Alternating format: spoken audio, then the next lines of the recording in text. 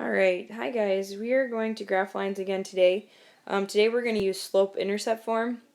This is the one you probably remember most and the one that most students tend to like. Slope-intercept form for a linear equation is y equals mx plus b. Slope-intercept form, it's going to tell you the slope and the y-intercept of the line. If you recall, y equals mx plus b, m is the slope, and b is representing the y-intercept, where the line crosses the y-axis. Slope, we usually tend to use two R words to remember it. Slope is rise over run. I'm over here on the left side, halfway down. Rise over run. So if my slope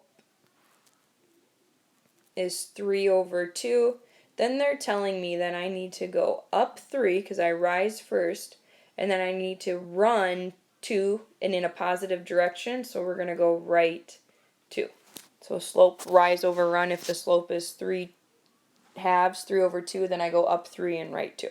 Hopefully, maybe that you remember that a little bit. But again, slope-intercept form, you got to solve it for y first. That's the first thing you need to do. XY chart, I was doing that. You don't have to on an XY chart, but you must solve for y for a y-intercept, or excuse me, for slope-intercept form. After that, you're going to graph your y-intercept, and then you're going to use your slope to graph 2 other points, because you need to have a total of 3 points on your line. Just to recall slope again, positive slope is going to be going uphill as you read left to right. A negative slope is going to be going downhill as you read left to right. Horizontal lines, they have a 0 slope, so we would say m equals 0. Vertical lines, their slopes are undefined, so we would just write out m equals undefined. Alright, so I'm going to do my best here to squeeze this work in as best I can, like I just said.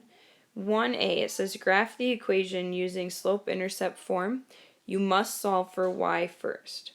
So for 1a, it's negative 6x plus 3y equals 12. To solve for y, I need to add 6x to both sides. 3y equals 6x plus 12. Divide by 3, because I want y completely by itself. Y equals 2x plus 4. So this is in slope-intercept form now. The slope of our line would be 2. Or you could also say that is 2 over 1. The intercept, our y-intercept, b, is 4. Since this is the y-intercept, then we're going to go on the y-axis to start. Remember, your y-axis is the vertical one. So I'm going to go to the y-axis and go up 4. This orange point here on my graph, that's our starting point. Then we're going to use the slope of 2, or 2 over 1. We're going to go up 2 and right 1 from our starting point. You could go up 2 and right 1 again. Ran off my graph, so if you want, you can go back to the y-intercept and go down 2 and left 1. Again, you need at least 3 points here. Connect them, put your lines, or your arrows to create your line.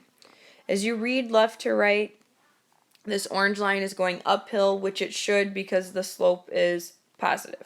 So you can do that quick check. If you want to pause it and try B on your own, great. I'm going to slide over here and try it here. The first thing we have to do is solve the equation for y.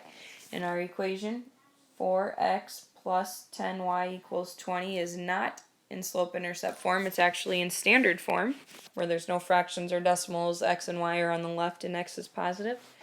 So to get y by itself, I'm first going to subtract 4x over. So we get 10y equals negative 4x plus 20. And then I need to divide by 10. Y equals 4 over 10 would be reduced down to 2. So this would be negative 2/5 x plus 2. 20 divided by 10 is 2. Once you get y by itself, then you can graph the line. Y equals mx plus b. So the slope of this line, you guys, is -2/5. Our b, our y-intercept, is 2. And that's what we're going to start with. You always start with your y-intercept. So over on my graph, I'm going to go up 2 from the origin, plot my y-intercept there. The slope is -2/5. So from my y-intercept, we are going to go down 2 and then right 5. 1, 2, 3, 4, 5. I can't go 5 anymore, so from my starting point, I'm now going to go up 2 and left 5. 5. Need at least 3 points. Don't forget to connect your dots, draw your arrows, and there is your line the best you can. This is a negative slope, -2/5, so as we read left to right, it should be going downhill, which it is. So take the, 10 seconds it was to check your slope matching your picture. Okay, last 2. 3, graph each equation. 3a, it says x minus 3 equals 0. So the difference here is that I only have one variable. So I'm going to solve for that one variable. So I'm going to add 3 over. And I have the equation x equals 3. Oh, sorry. When you have only one variable, you guys, that means the line's either going to be a horizontal line or a vertical line. So if I graph the point x equals 3, I'm going to go to the x-axis and go over 3. That would be this point that I just plotted. What this equation here is telling us is that every x value on the line has to be 3. So from this blue point, I'm going to change it blue. If I go to the right one, is my x value 3? No, my x value becomes 4, so I'm not going to put a point there.